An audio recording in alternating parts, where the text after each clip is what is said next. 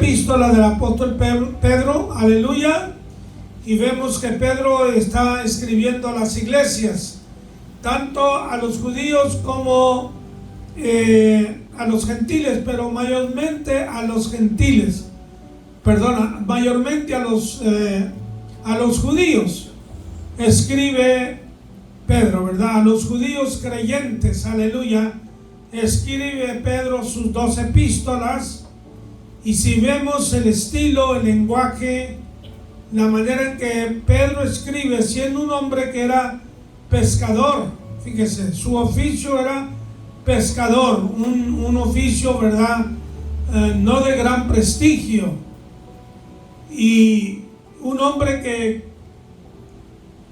los fariseos, los doctos, los maestros de aquel tiempo reconocieron que los discípulos de Jesús no eran hombres de letra, o sea, no eran avanzados en estudios, no que fueran analfabetas, no que fueran del todo ignorantes, porque los judíos siempre desde la niñez eran instruidos, eran enseñados, tenían sus maestros, aleluya, pero era algo, hermanos, básico en comparación, por ejemplo, al estudio que tenía el apóstol Pablo, ¿verdad? Un hombre que era muy docto en los estudios seculares, como también en los estudios de la ley, la Torá, ¿verdad? Del Antiguo Testamento. Pablo era un hombre muy versado y sin embargo, lo que quiero que vean ustedes, que las epístolas de Pedro están a nivel de lo que Pablo escribe, en su estilo, en su profundidad, en los pensamientos que él comunica, en cómo se desenvuelve, se desarrolla, hermanos, sus escritos, como los escritos de Juan, que también era un pescador. Y usted ve las epístolas, 3 cartas que escribió Juan, aunque cortas, pero no solo eso, escribió el Evangelio de Juan y escribió el Apocalipsis, y el estilo de Juan es bastante profundo, su teología es pesada, es fuerte. Así que Dios no dejó a estos hombres hundidos, hermanos, estancados, ¿verdad?, en limitaciones intelectuales y espirituales, sino que les proveyó de la suficiencia, de la necesaria inteligencia que ellos necesitaban para comunicar estas verdades tan gloriosas, ¿verdad? Por eso Jesús dijo a sus discípulos: escudriñad las escrituras. Y Pablo, cuando escribe a Timoteo, dice: procura con diligencia. En inglés no usa la palabra procura con diligencia, dice estudia con diligencia. Y eso concuerda con lo que dice luego: procura con diligencia como obrero que no tiene de qué avergonzarse, que traza bien la palabra. Para trazarla bien hay que estudiar, no depender de que Dios me vaya a llenar la boca de qué.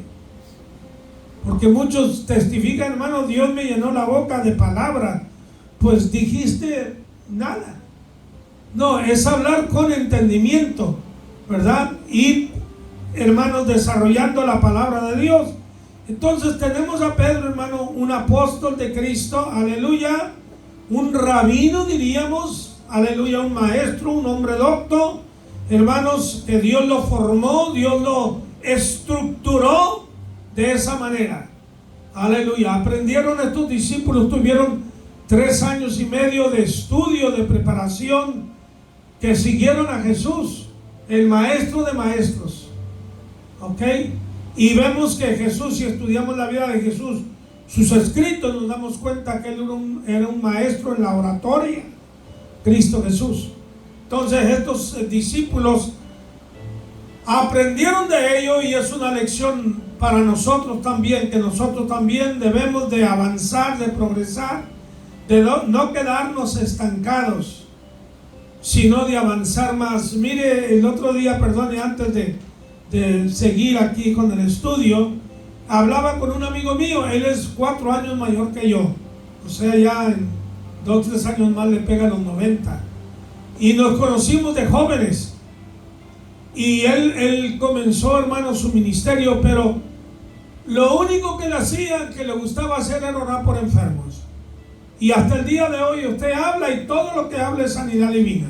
Está bien, no tiene de malo nada de eso.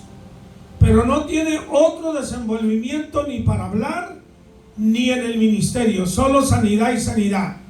Bueno, la sanidad del cuerpo es buena y es bonito ver los milagros.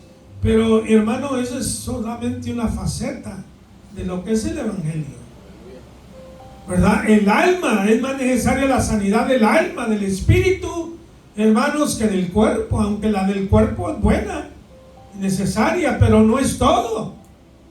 Y este hermano, él mismo me confesó, dijo: hermano, ahora que estoy jubilado ya, estoy estudiando la Biblia, nunca lo había hecho, me dijo él así. Digo, yo solamente seleccionaba aquellas porciones que hablaban de sanidad divina. Y era todo. Y no que fuese un maestro tampoco en ese tema.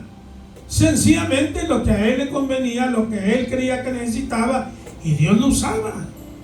Y lo usa en sanidades y en milagros. Pero hermanos, la Biblia nos habla de que nosotros debemos de dar todo el consejo del Señor. No un tema solamente, no aquel tema que me gusta, no. Todo el consejo del Señor para tener un conocimiento pleno, cabal, equilibrado de las cosas. Y no irnos a un extremo ni a otro extremo. ¿Estamos de acuerdo, hermanos? Ojalá que yo esté comunicando la palabra en una forma correcta y no desviar a ninguno de ustedes, ¿verdad? De lo que debe de ser. Gloria al nombre del Señor. Bueno, eso es lo que hallamos en la palabra de Dios y eso es lo que hallamos en los escritos de los apóstoles. Vamos con el capítulo 13. Estamos en el capítulo 1, en Primera de Pedro, o sea, la primera epístola.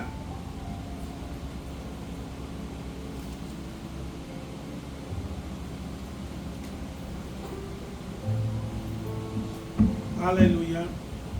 Y debemos de entender otra cosa, hermanos, que el estilo del judío de hablar, de escribir, es diferente al estilo nuestro gentil. Ok, el judío en unas palabras, en un lenguaje figurativo, metafórico, encierra multiplicidad, multifacéticamente, varias enseñanzas. No solo una a la vez, sino que encierra varias enseñanzas y debemos de entender esto para que veamos, ¿verdad?, el contexto. El contexto, o sea, qué es lo que dice, a qué se está refiriendo este capítulo, qué dice antes, qué dice después de lo que estudiamos para poder entender, ¿verdad?, el texto que estamos desarrollando. Dice así el versículo 13: por tanto, ceñid los lomos de vuestro entendimiento. Mire usted cómo en los versículos 10, 11 y 12 nos habla que los profetas antiguamente profetizaron de la gracia destinada a nosotros. La gracia, el favor de Dios, la bendición de Dios, la salvación de Dios para nosotros. Okay, aquellos profetas la hablaron sin entender plenamente lo que estaban hablando. Y ellos inquirieron, indagaron, preguntaron, querían saber todo, pero se les dijo que no era para ellos lo que escribían, sino que era para nosotros. Así que usted y yo somos privilegiados, porque aquellos profetas que dieron sus vidas para traernos a nosotros estas verdades, usted y yo las estamos disfrutando, como el padre que trabaja y deja herencia a los hijos, y los hijos heredan esto y heredan lo otro sin haberlo trabajado, sin merecerlo, porque no lo trabajaron. Cuando alguien le da a usted algo y usted no lo trabajó, eso es gracia, eso es favor.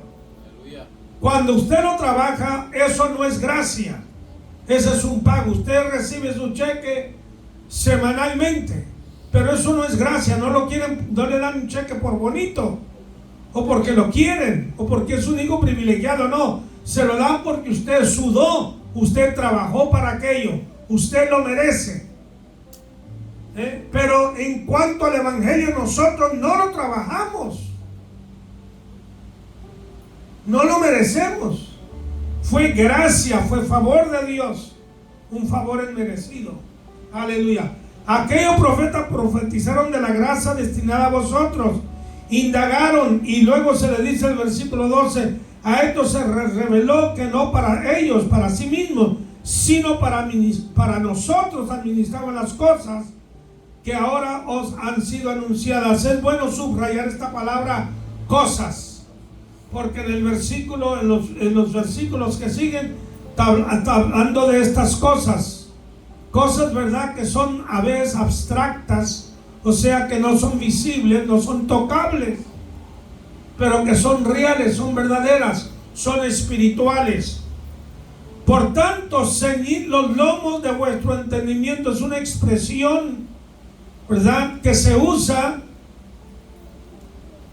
para que nosotros, hermanos, tengamos diligencia para desarrollar el conocimiento necesario para entender la palabra de Dios. ¿Ok? Para entender la palabra de Dios. Me gusta una expresión que dio un hermano el otro día, ¿verdad?, en YouTube. Lo que el Señor le dijo, tienes que meterte más en la palabra, estudiarla. Y trata de estudiar el original, la expresión original, el hebreo, el arameo, el griego, si es posible. Trata, aunque no lo sepa leer, pero por lo menos ciertos términos, ciertos vocablos que tienen un peso, un significado muy grande. Hay diccionarios para ello, hay concordancias para ello, hay libros para ello, gracias a Dios. Hermano, que aún si usted no va al seminario o a la escuela bíblica, eso no es imprescindible, es bueno, se lo puede lograr. Pero de lo contrario, hay muchos libros disponibles, tanto en inglés como en español, como en cualquier idioma, que traen mucha enseñanza que nos puede ayudar. Podemos indagar, son auxiliares. ¿Ok? Y entonces es lo mismo que Pedro habla aquí. Ceñid los lomos de vuestro entendimiento, sed sobrios, cabales de entendimiento. Usted sabe lo que un borracho no es sobrio, ¿verdad? Para ser sobrio usted tiene que no tocar esas bebidas intoxicantes o andar en drogas. Una conciencia limpia, una conciencia, hermanos, que tiene la plenitud del Espíritu de Dios. Dice la Biblia que tenemos la mente ¿de quién? De Cristo, con el auxilio de Cristo, con el pensamiento de Cristo, sin malicia, con un corazón abierto, disponible para recibir la palabra. Dejar que el Espíritu nos llene de entendimiento. Sed sobrios y esperad por completo en la gracia que se os traerá cuando Jesucristo sea manifestado. ¿Hay algún pensamiento en este versículo, hermano? Profundo, no se crea. Bastante profundo. Sí, mi hermano. No, una pregunta. ¿Por qué dice la gracia que se os traerá? No es una gracia presente, sino que habla de una gracia futura. No sé ahí por qué lo habla de esa manera. ¿Alguien tiene respuesta? ¿Quieren probar a contestar eso? O sea, ahorita no hemos recibido todo, hermano. Lo que hemos recibido nosotros es la salvación, es el perdón, sí, es el Espíritu Santo, sí. Y Dios nos da la suficiencia para nosotros pelear la buena batalla, para guardar la fe, para continuar en esperanza. Pero esto no es todo lo que el Señor nos va a dar, hay mucho más. ¿Ok? Hay mucho más que Dios tiene para nosotros. Ahorita dice Pablo, vemos por espejo. Y luego dice en otra ocasión, dice que en parte profetizamos y en parte conocemos. O sea, no lo conocemos todo, no lo entendemos todo. Dios le da a cada quien un poco y a este el otro y a este el otro y de esta manera nuestro entendimiento crece. Pero aún así, todo así, no hemos recibido todo lo que Dios tiene para nosotros. Hay una gracia más allá.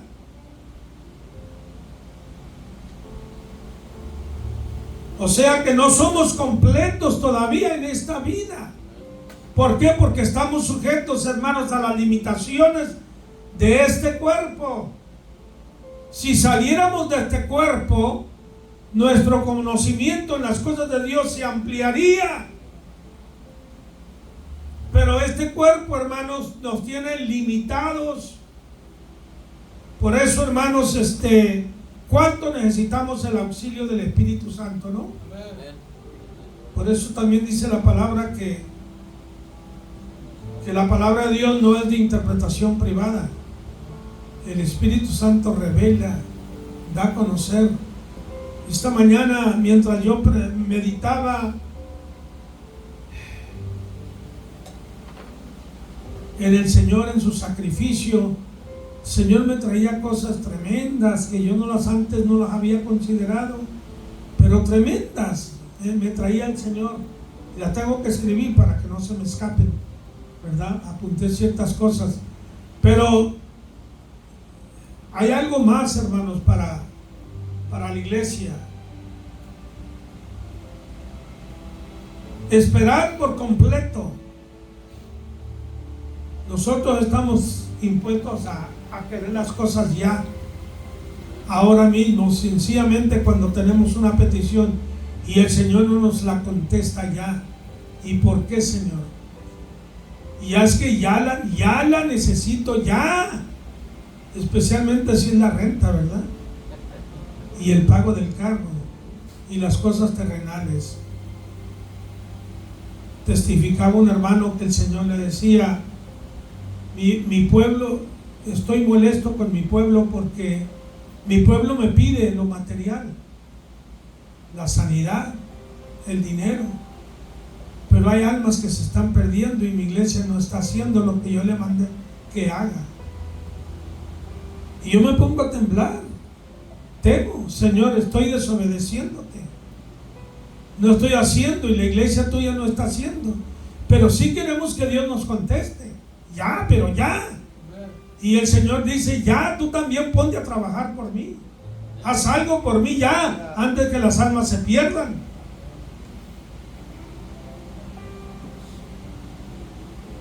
Esperar por completo. Que nuestra paciencia no se agote. Vamos, hermanos, en un peregrinaje. Vamos caminando, vamos atravesando situaciones contrarias, difíciles, vicisitudes, etcétera, que experimentamos en la vida. Ten paciencia, hermano. Una cosa, hermanos, el caminar con Dios, una cosa que he visto, que Dios no va deprisa. Dios no va deprisa. Yo creo que ahora sí debemos de apresurarnos, es prepararnos para la venida del Señor, más que nunca. Y ya no tener la paciencia que teníamos 20 años atrás. Ya viene Cristo, ya. ¿Cuándo? No sé, pero ya viene. Pero cuando Cristo se manifieste, hay algo grande, extraordinario, que la iglesia va a recibir.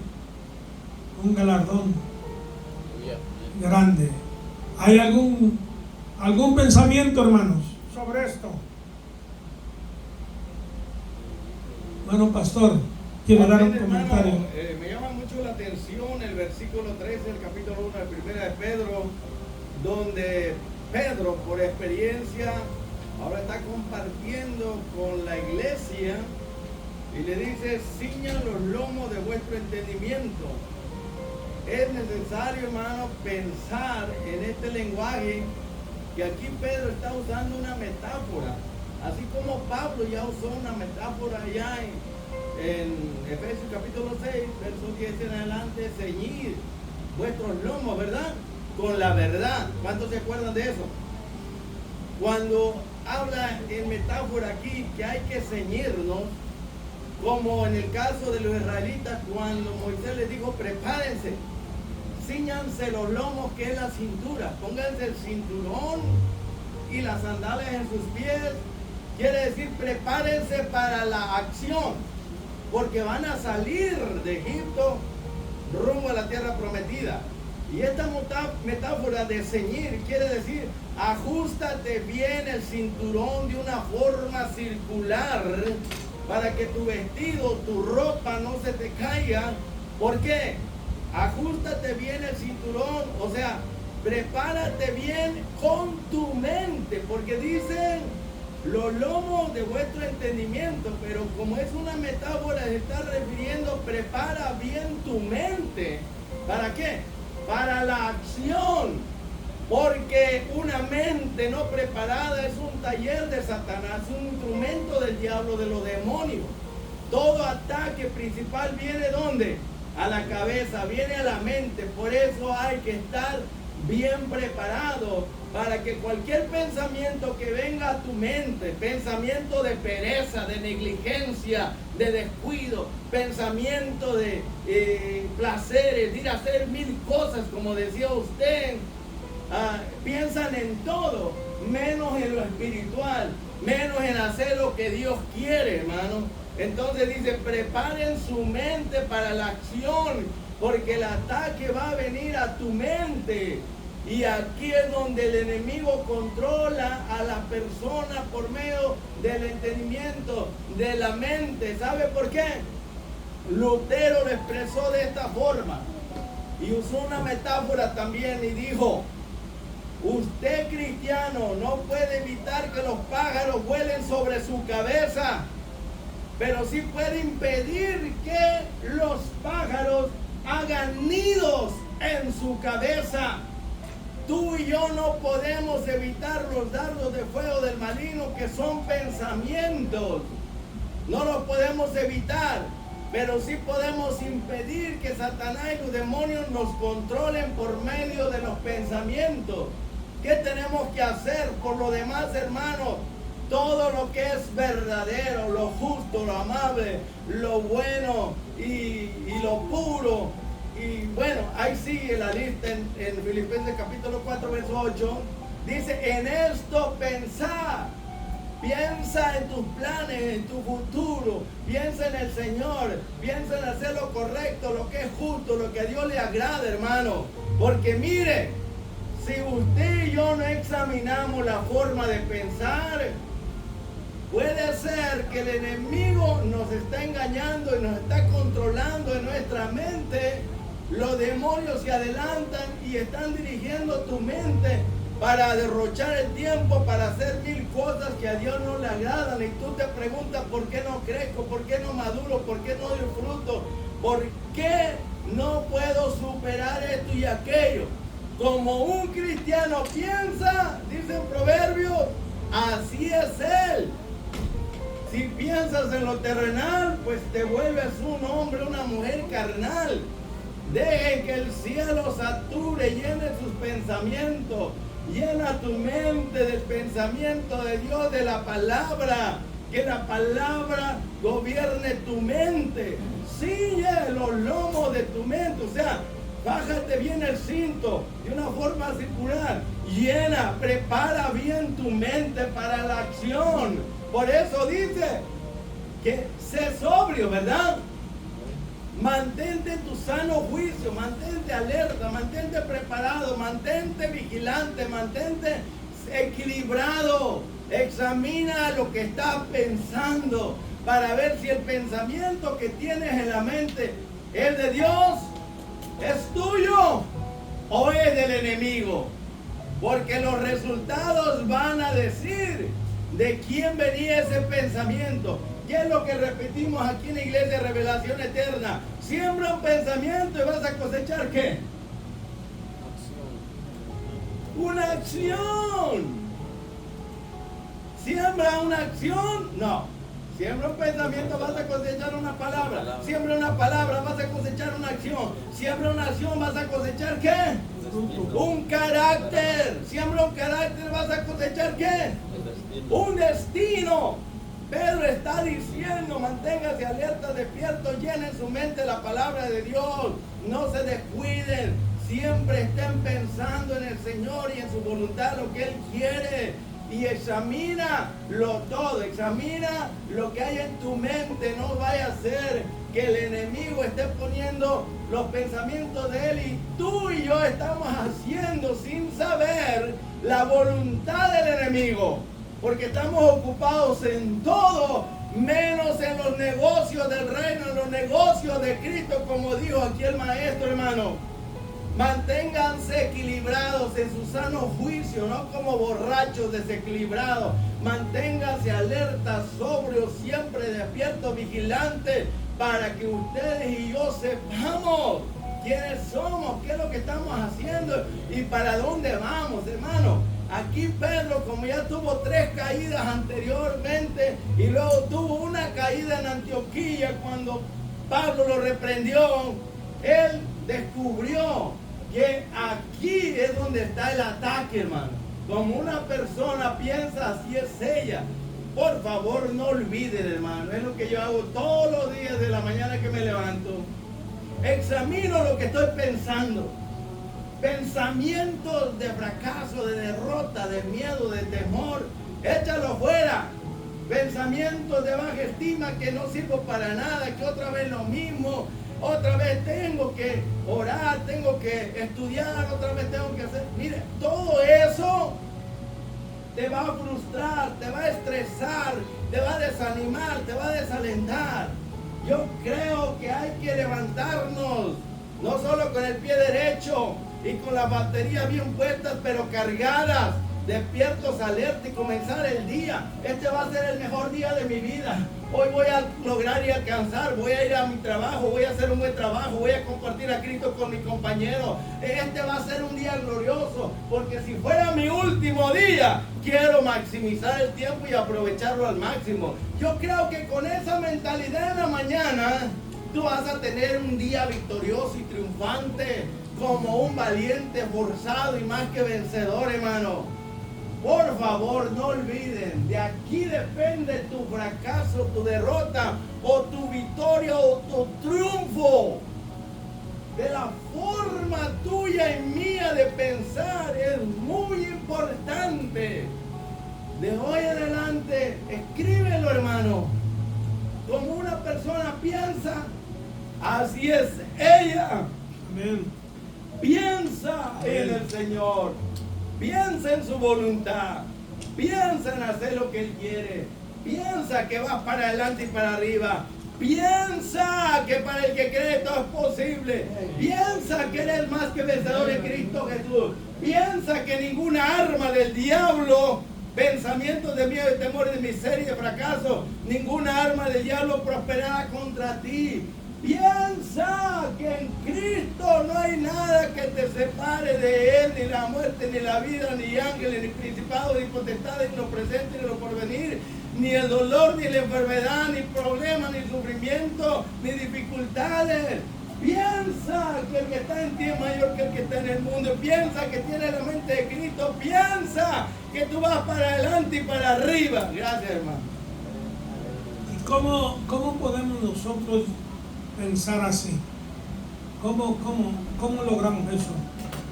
Cuando nosotros leemos la palabra, la estudiamos, nos compenetramos de ella, nuestras acciones, nuestra manera de juzgar, nuestra manera de creer, hermanos, es fortalecido por la palabra de Dios. ¿Está entendiendo? Lea la palabra, estúdiela.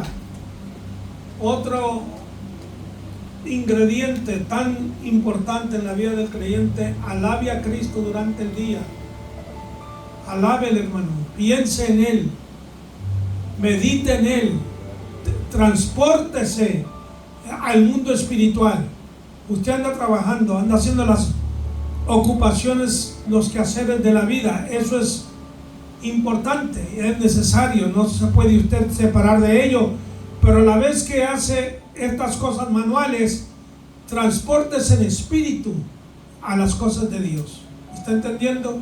Eso va a llenar su mente. Cuando usted lee la palabra, hermano, la palabra le llena la mente, le llena el corazón, le llena su espíritu. Hay una conexión, la mente con el espíritu, ¿ok? Y esto lo invade a usted como misiles, como proyectiles. Ya ven al pobre Israel como le están lanzando proyectiles. ¿Y qué hace Israel? Los detiene. Bueno, la palabra nos trae misiles espirituales, pero el mundo nos trae otros proyectiles diabólicos, distracciones, quehaceres, cargas, afanes, responsabilidades, ambiciones carnales, pasiones desordenadas, etc. Así que, como decía el pastor, nuestra mente, hermanos, es un taller, ya sea de Dios o ya sea de Satanás. Depende a quién nosotros lo entreguemos. ¿Ok? Si usted está en un mundo, mire, usted se junta con gente. Yo pues tenía varios hermanos, ya fallecieron 3 de ellos. Oiga, y 2 de ellos, tremendos hermanos. Tremendos, hermanos en la carne, pero sus pensamientos eran muy distantes a los míos. Cuando me juntaba con ellos un ratito, hermano, bueno, parecía que me subajaba a un mundo de las tinieblas. Porque hablando pura tontería, pleitos, mujeres y esto y lo otro. Y último era muchas mentiras en todo eso, ¿verdad? No era tanto como ellos hablaban. Pero luego me junto con hermanos y sus conversaciones me llenan, me nutren, me ayudan. ¿Ok? Y es lo que nosotros tenemos que tratar de cultivar, un ambiente, hermanos, hasta donde se pueda, con gente que nos pueda transmitir bendición. Aleluya. ¿Están conmigo, hermanos? Amén, aleluya. Ahora dice, y esperar por completo en la gracia. En el versículo 3 dice: bendito el Dios y Padre de nuestro Señor Jesucristo, que según su grande misericordia nos hizo renacer para una esperanza viva por la resurrección de Jesucristo de los muertos. Hay una esperanza de gloria, de bendición, de estar en la presencia del Señor, donde vamos a conocer y vamos a oír cosas que nunca las habíamos oído ni conocido, sino por estar en la presencia del Señor. O sea, nuestra reunión con el Señor va a traer para nosotros riquezas, hermanos, indescriptiblemente grandes, gloriosas, que nos van a bendecir. Aleluya. Y luego el versículo 14: como hijos obedientes no os conforméis a los deseos que antes tenías, estando que en vuestra ignorancia. Fíjese esta palabra, ignorancia o torpeza. ¿Sabe usted que el pecado te llena de ignorancia? ¿Te llena de torpeza? El pecado te entontece. Y luego el diablo te hace creer que eres un sabio. Mire, un ejemplo, no estoy haciendo burla. Estoy viendo el YouTube y estos muchachos de la Salvatrucha en El Salvador. Mire, hermano, todo aquí y todo aquí, todo, hermano, qué bonito se ven tatuando. Qué chulada hizo el diablo con esa gente. Chamaquitos de 18 a 20 años que se creían que eran los reyes del mundo. No son nada. No sirven para nada. Ahí los tiene el diablo después de que los pintó y los desfiguró. Ahora los tiene ahí encerrados. Mira qué bonito estás. Y después de eso los va a llevar al infierno si no se arrepienten. ¿Ve usted por qué la mente está trastornada? Usted es privilegiado, usted es bendecido.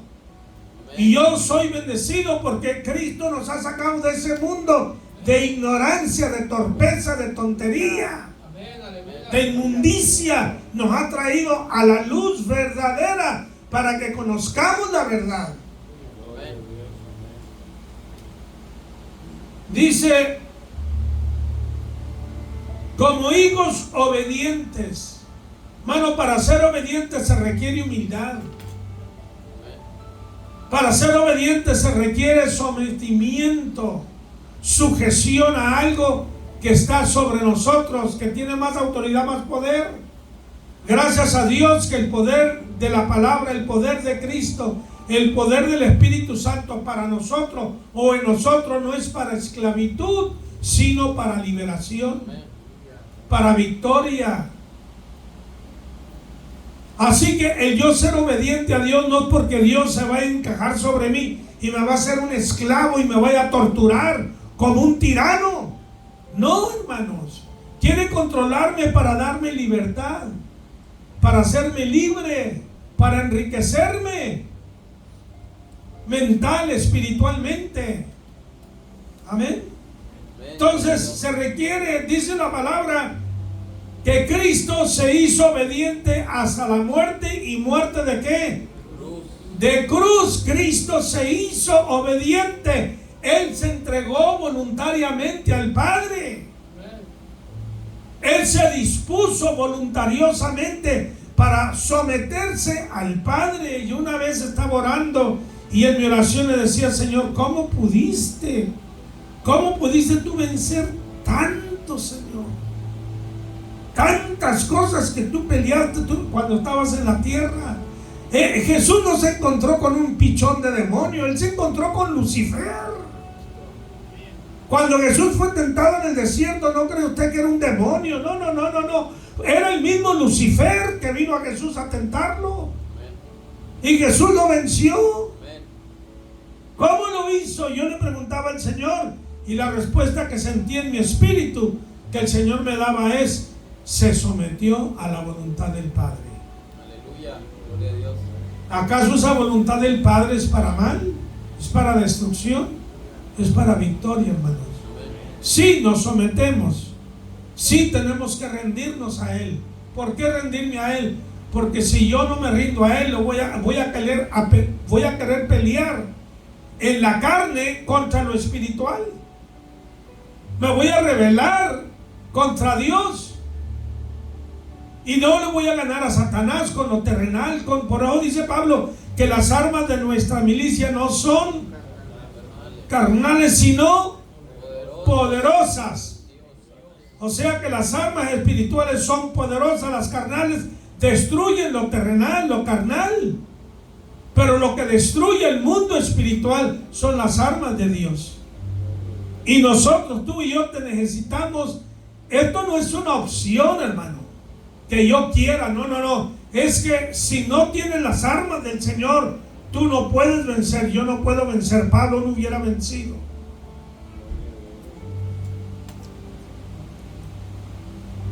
Como hijos obedientes. Hay hijos obedientes y hay hijos desobedientes. Usted fue hijo un día, ¿no? Y usted tiene hijos. Bienaventurados los hijos que le creen al Padre, que aceptan consejo, que aceptan dirección, porque el Padre ya pasó por allí, ya tuvo experiencia, ya conoció. Y todo lo que quiere el Padre es que el Hijo no sufra como Él sufrió. Quiere acolchonar un poquito la caída para que no te quiebres todos los huesos cuando caigas, porque va a haber caídas, va a haber resbalones. Pero como el Padre ya pasó por allí, quiere ayudar al Hijo. Así el Señor nos habla a nosotros, que seamos obedientes a quien, a Él, al Espíritu, a la palabra. Dice: no os conforméis a los deseos que antes tenías. ¿Qué le dice Pablo cuando escribe a Timoteo? Huye de los deseos juveniles, o sea, de las pasiones juveniles. ¿Qué dice Pablo escribiendo a los Romanos en el capítulo 12? Capítulo 12 de Romanos. Mire cómo el apóstol escribe: así que, hermanos, quiero que vea que esta palabra se dirige no a los incrédulos, sino a los creyentes. Así que, hermanos, os ruego por las misericordias de Dios.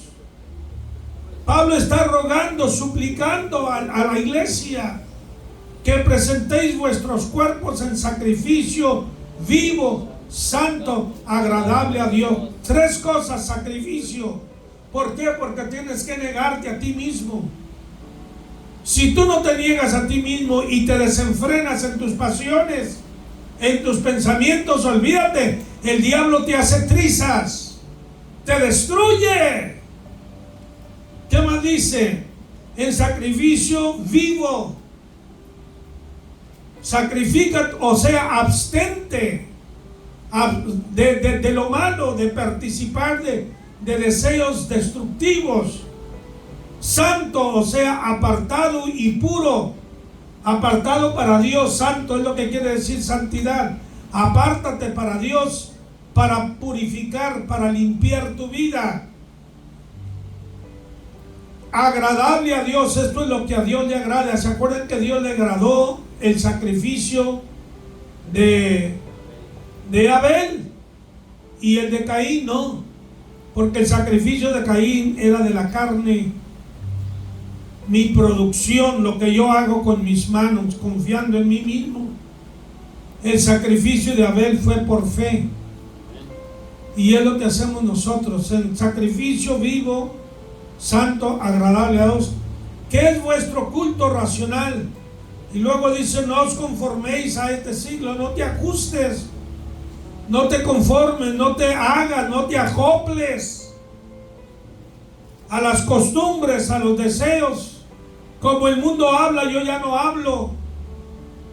Cuando a mí el Señor me salvó, lo primero que el Señor me puso en la mente es vestirme diferente, porque yo me vestía de una forma que pues no me gustaba el estilo de los cholos. A mí nunca me gustó eso, pero me gustaba de otro estilo, ¿verdad? Y el Señor me hizo saber que las compañías que yo tenía que dejarlas atrás. Amigos, no a que no les hablara, que no los saludara, no, yo los saludo, les hablo, pero no vivir con ellos, no procurar de diario su amistad, que me va a contaminar. ¿Me estás entendiendo? Yo voy a procurar la amistad de aquellos que piensan como yo, que van a la iglesia como yo, que me pueden edificar con sus consejos, con su testimonio, con su palabra. No te conformes a este siglo. Daniel no se conformó a este siglo. ¿Recuerdan? Fue a Babilonia, un país, hermano, atestado de idolatría. Y Daniel no era un hombre de 30, 40 años. Era un chamaco, hermanos. Era un teenager. 18, 20 años es lo que tenía de edad, quizá. Los amigos de él también. Pero mire qué carácter de estos jóvenes, hermano. Qué decisión, qué convicción tan arraigada en ellos. Y arriesgando su vida, propusieron no contaminarse con el mundo, con el pecado, con aquello ofrecido a los ídolos. Y es lo que nos dice a nosotros: no os conforméis a este siglo, sino transformaos por medio de la renovación de vuestro entendimiento, que estábamos hablando hace momentos. La mente, ¿verdad que sí? Aquí es donde primero el diablo te trabaja. De aquí se va acá al corazón, a las emociones, a los deseos, a las pasiones, a los gustos. No, hermanos, si yo me hubiera ido por ese camino, yo no estuviera vivo, hermano. Ya el diablo me hubiera matado desde hace mucho. Porque aún ya de viejo, si usted viera que el diablo, hermano, me trae unos pensamientos. Cuando yo veo la injusticia, me indigno. Sea quien la cometa. Cuando yo veo como la policía a veces es injusto y brutal, me indigno. Y los pensamientos que me vienen a la mente de retribución, si yo estuviera en esa condición, hermano, esos pensamientos no son buenos, tengo que reprenderlos. Cuando yo veo, hermanos, como hay niños que son torturados, que son golpeados, que son asesinados, a mí me indigna eso profundamente, emocionalmente. Me duele mucho eso, mucho. Me molesta bastante. Yo no puedo tolerar eso. No puedo tolerar eso. Necesito, hermanos, la renovación de mi entendimiento para comprobar cuál sea la voluntad, la buena voluntad de Dios. La voluntad de Dios siempre es buena. ¿Se acuerdan lo que Santiago dice, el apóstol? Toda buena dádiva, todo don perfecto viene de ¿dónde? Así que cuando a usted le viene algo bueno en su mente, a su corazón, eso viene de Dios. Pero cuando algo malo viene, usted puede creer que es el diablo. Y no deje que se anidie aquello en su corazón. Repréndalo en el nombre de Cristo. Cambie. Aleluya. ¿Y cuál sea la voluntad de Dios? Que agradable y perfecta es lo que leímos acá. Hoy hallamos esa palabra también. Aleluya.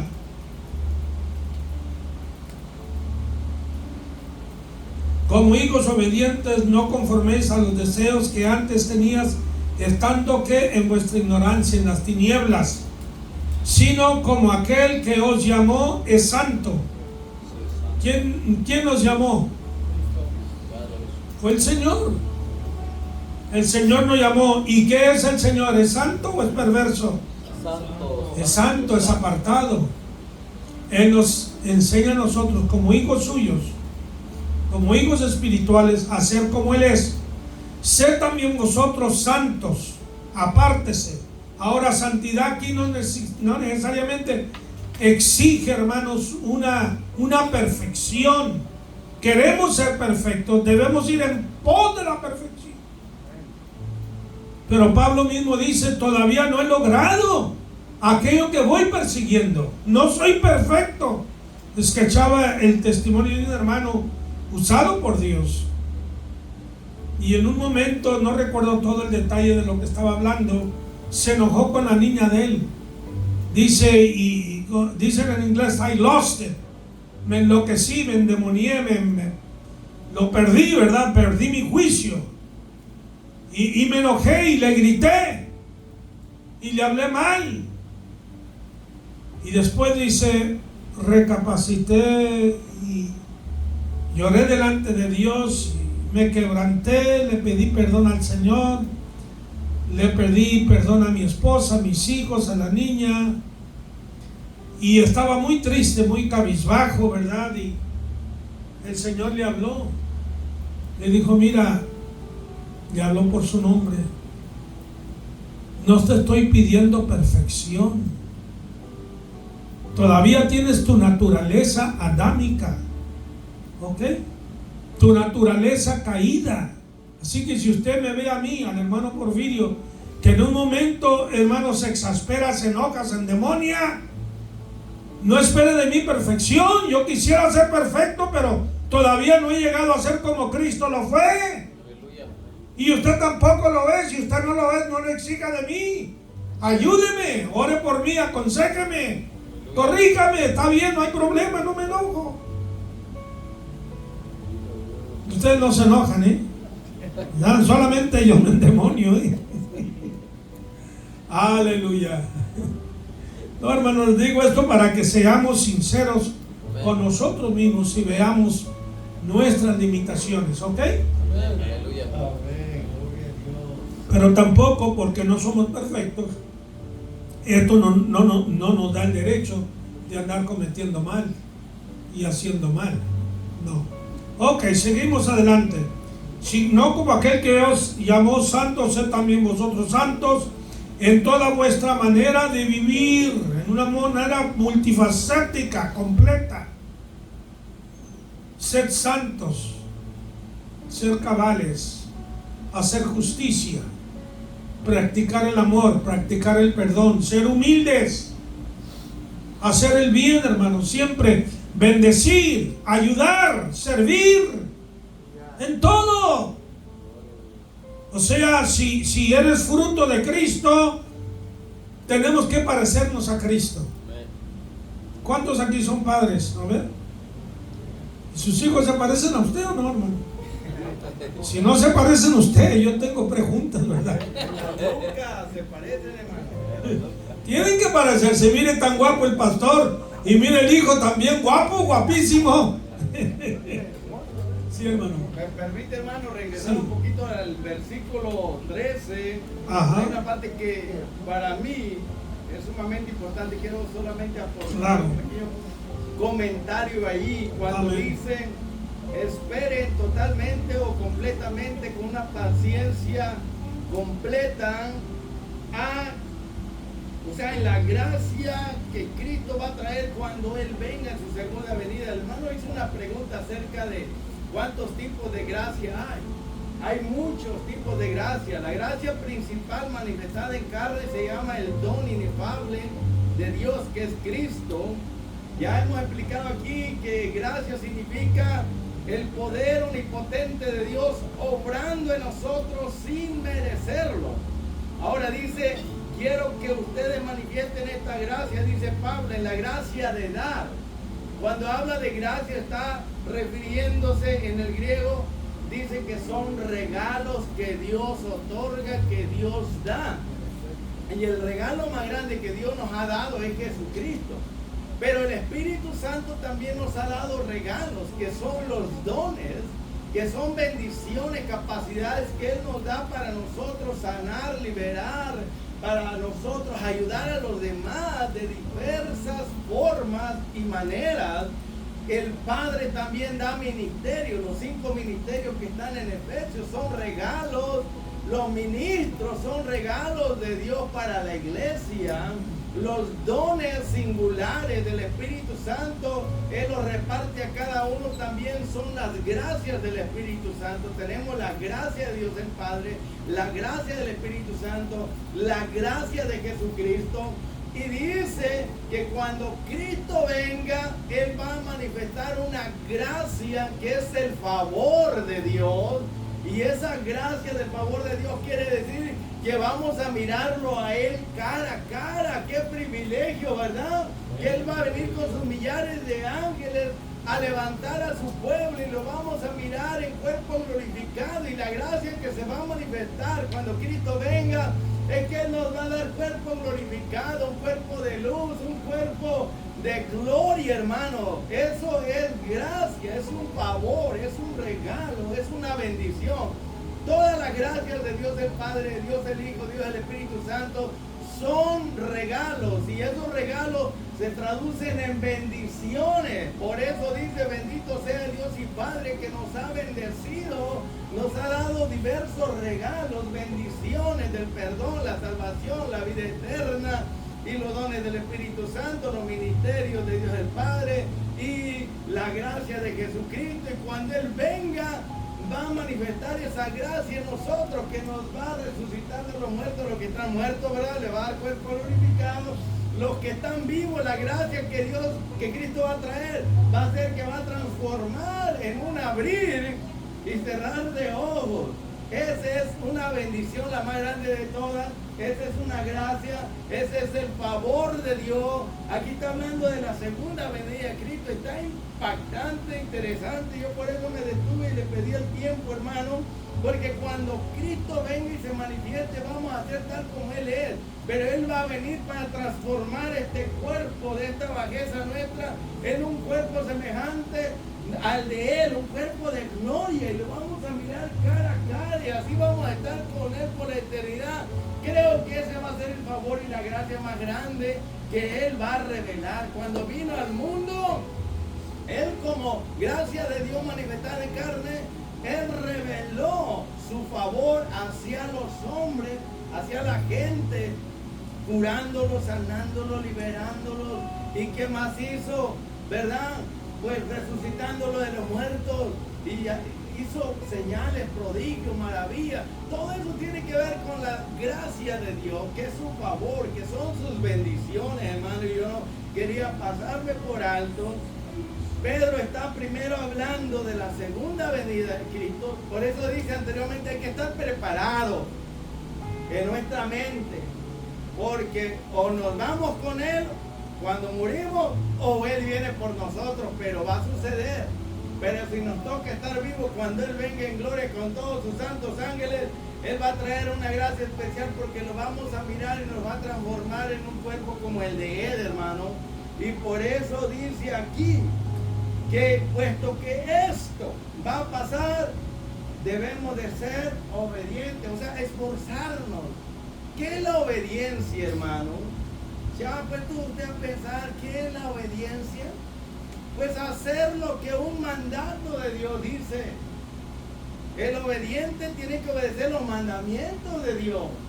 Orar sin cesar, escudriñar la escritura. No, bueno, hay mandamientos para hacer, para servir a Dios y agradar a Dios. Pero hay mandamientos de no adulterarás, no fornicarás, no mentirás. Hay mandamientos de omisión y mandamientos de comisión. Entonces, cuando se habla de obediencia, se está hablando de que hay un sistema de leyes, de principios puestos por Dios para nosotros, ¿verdad? Vivir en el centro de esa voluntad, en mi ley. Dice, en mi corazón está escrita tu ley y he guardado tu palabra. Decíamos hace rato cómo nos preparamos mentalmente, memorizando la palabra. En mi corazón he memorizado tu palabra para no pecar contra ti. Ahora, está hablando que en el Antiguo Testamento hay 613 mandamientos según los judíos que tenían que obedecer para agradar a Dios.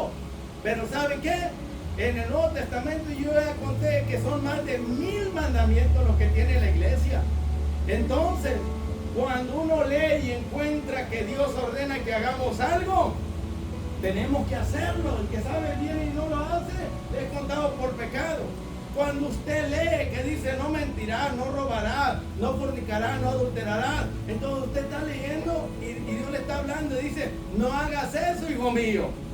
O también puede ser que encuentre un mandamiento que dice, haz esto, predica el evangelio a toda criatura. ¿Entiende cómo está?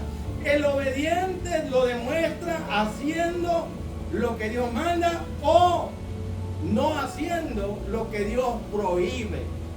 Y me llama mucho la atención el versículo 15.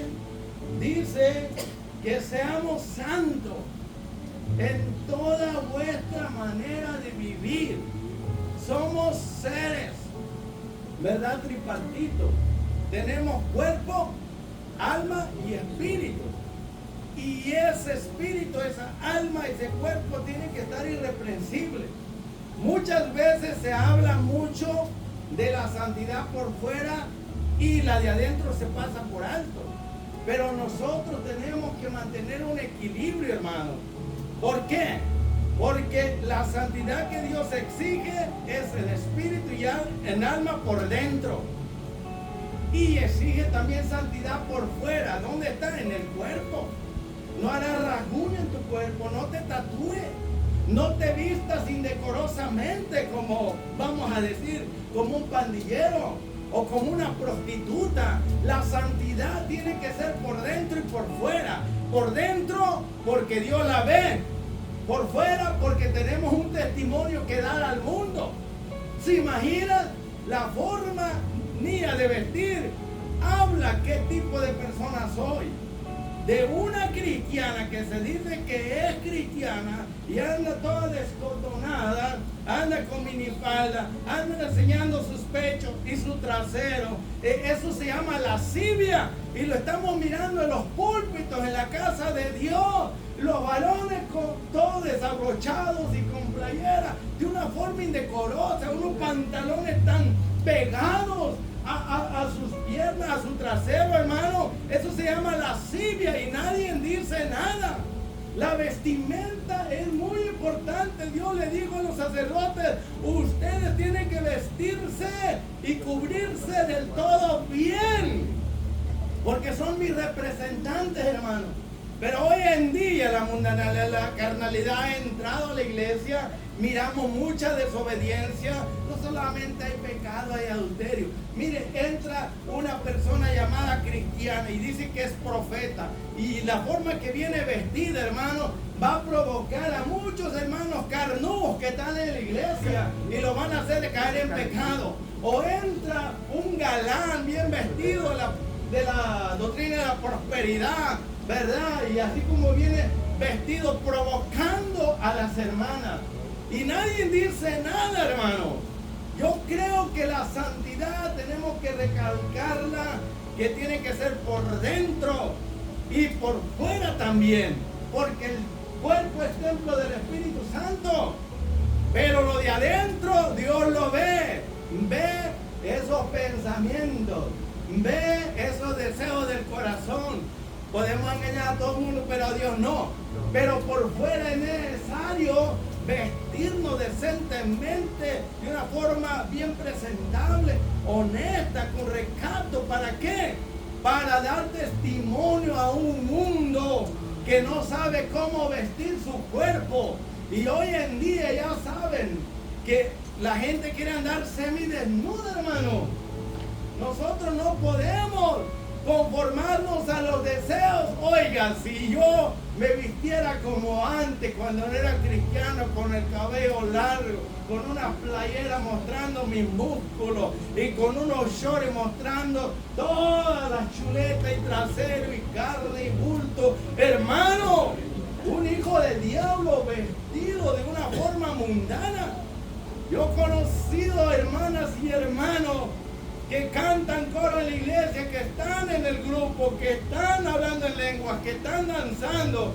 Uno los mira en los centros de venta, en las malls, hermano, con un shortcito tan pegado a sus partes íntimas, hermano, y con unos brasieres descotados que uno piensa que son prostitutas. He mirado hermanos en las calles con unos shorts, lavando carros o haciendo otras cosas, hermano, que da pena. Viven en la vil carne y nadie tiene las agallas, el valor de corregir a esa hermana, a ese hermano. Todos se quedan callados, hermano. Esto no debe de ser así. La santidad tiene que estar por dentro y por fuera, en la iglesia, o sea, en el santuario, y fuera del santuario también, en el trabajo, en la tienda, en la calle, donde quiera que se ande, hermano. Bueno, yo soy así radical, fundamental de doctrina, vamos a decir, completa del evangelio completo, hermano. Santidad por fuera y por dentro, para poder mirar un día al Señor. Que vuestro espíritu, alma y cuerpo sean guardados irreprensibles, intachables, para cuando Cristo venga. Amén. Diga algo, diga ay. Bueno, hermanos, la Biblia dice que Dios viene, que Cristo viene por una iglesia sin mancha y sin arruga. Y hay llamados, no son cristianos, se llaman cristianos. Gente que se comporta así, son carnales, son mundanos. Desgraciadamente están en la iglesia por tiempo y no se arrepienten y dan mal testimonio. Y el mundo de afuera creen que son hermanos. No son hermanos, son hijos del diablo. Digo, espirituales, ¿verdad? Son obedientes a Satanás. Andan conforme a la carne, conforme a los placeres y deseos de la carne. Y de eso la Biblia aquí nos habla, que nosotros no nos conformemos, ¿verdad?, a los deseos que antes tenías, antes de conocer a Cristo, en vuestra ignorancia. Así que, hermanos, Cristo viene por una iglesia no contaminada, ¿ok? Una iglesia sin mancha y sin arruga. Dice la Biblia que sin santidad nadie verá al Señor. No nos engañemos. Dios no puede ser burlado. Que todo lo que el hombre sembrare, eso también segará. Hay una cosa que se ha perdido mucho en la iglesia, mucho. Es el temor a Dios. Yo debo de temerle, de pecar contra Él. ¿Está entendiendo?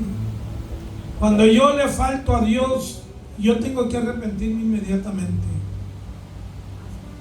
Y llamarle al pecado, pecado. No le llame falta, Señor, te falté. No, que te falté ni que nada.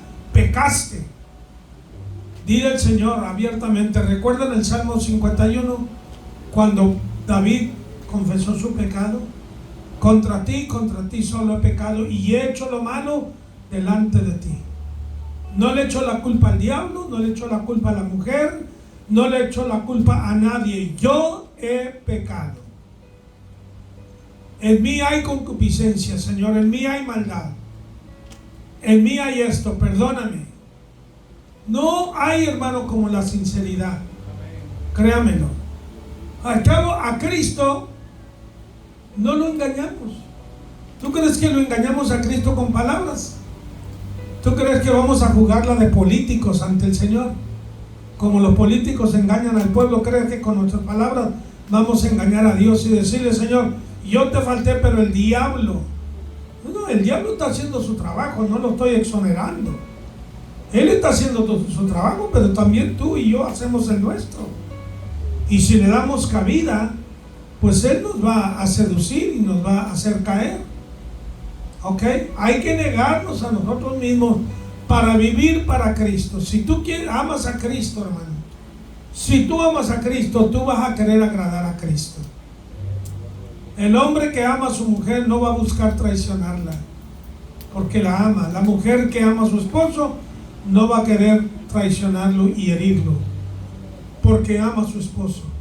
Y si nosotros, la iglesia, que somos la esposa de Cristo, amamos a nuestro Señor como Él se amó, nos amó, a tal grado que se entregó por nosotros. Si Él se entregó por mí, ¿por qué yo no me puedo entregar a Él? Y Él se entregó más que lo que yo me entrego. Y Él pagó un precio más supremo que el que yo pago para entregarme, para servirle, para obedecerle. Así que, hermano, estas lecciones, estos principios, nosotros los hallamos en la persona de Cristo y lo hallamos en la palabra de Dios. Dicen gloria a Dios. ¿Hay algún comentario, pregunta, hermanos? Y si no, vamos a clausurar, ok, esta lección. Aleluya, vamos a darle gracias a Dios